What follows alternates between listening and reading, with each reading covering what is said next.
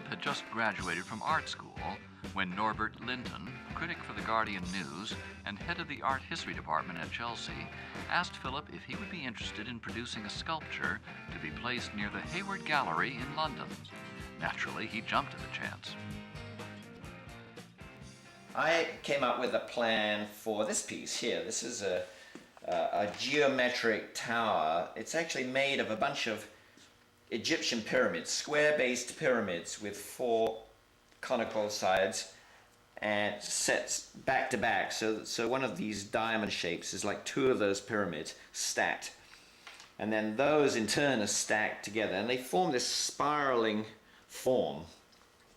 So I suggested this, and I suggested we put it on top of the tower here. So eventually they approved this, and you know, I was just out of art school, so this was kind of a big deal to get a big job like this.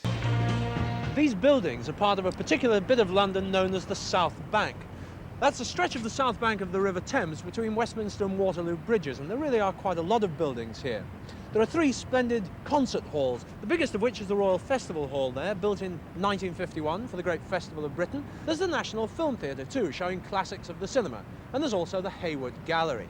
It's really very pleasant here, but I must say there's an awful lot of concrete around and not too many trees. But nearby there's something different. Try and guess what this is. Here's a clue. There's a wind vane and a wind speed gauge on top. I wonder if you guessed correctly. Now that mystery object isn't a new weather station nor a bit of scaffolding. It is, in fact, a new piece of modern art. But to see it at its best, you really ought to come down to the South Bank after dark. I think on the first or second day when I arrived in London, I wanted to see things like Waterloo Bridge or the Thames. The London that I knew from films and from books and from music. And then there were some lights in the sky. Something looked like a Dan Flavin went mad. Some tubes, I guess, in some sort of formation, just alternating, changing, going on and off, changing colors. And that's the only thing I could see. Like there was like fog and these lights in the middle of the sky. It's not a painting, not a sculpture, but a whole lot of neon lights, a piece of neon art. It was put here in February this year. The idea is that it should brighten up the concrete areas of the South Bank at night, which it certainly does. The lights change all the time. There are 8 different lighting patterns, and they alter with changes in the wind direction. The speed of the changes alters too with the speed of the wind, as I noticed when the wind suddenly gusted. That's why they have a wind vane and wind speed gauge on top of the tower. The neon tower was designed by artists Philip Vaughan and Roger Dainton. And like many a piece of modern art, there's a whole box full of electronic tricks behind the scenes. There's a wind speed indicator here, which registers in kilometers per hour. At the moment, the wind speed on the roof is about 14 kilometers per hour. This is a sort of mini computer which controls all the lighting changes. And at the top of it here, there's an indication of which direction the wind's blowing. At the moment, it's just changed. In fact, there it is, northeast, it's going backwards and forwards. From the east at the moment, it seems to be changing at the moment between northeast and east. If you've ever been to London and you've been there at night, then you're sure to have seen the neon lights of Piccadilly. But here's something different, neon lighting as art. Well, if you can't see it as art, well, there's no denying that it is different. It's bright and cheerful, and what's more, it does change all the time. As well as the lights themselves changing, you yourself, as you walk around the different walkways down there, are able to see lots of different views of it. And I think it's something well worth seeing on a visit to London's South Bank.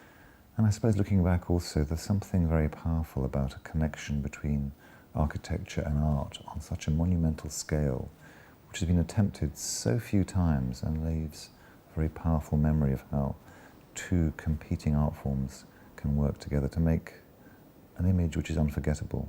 The opportunity to build a piece of this proportions, this scale, this visibility, it brought up the question about how public art is different from art that's designed to be within a gallery. Here's an opportunity to engage people who would normally not go into an art gallery at all. Yeah, for me, growing up in London, there were a few sort of moments, I think, of recognition. I mean, key elements in the city that somehow were a sign of intrigue.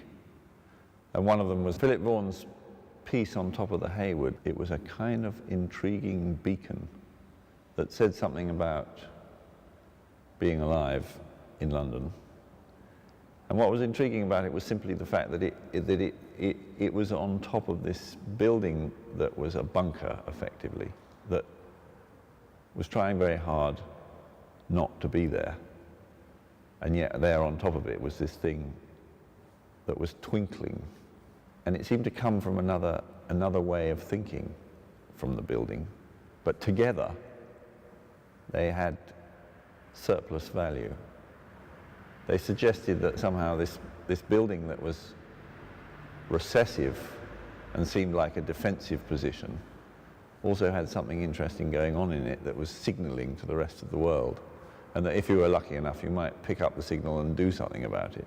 All I can say is that I missed the piece, and I would like to have it back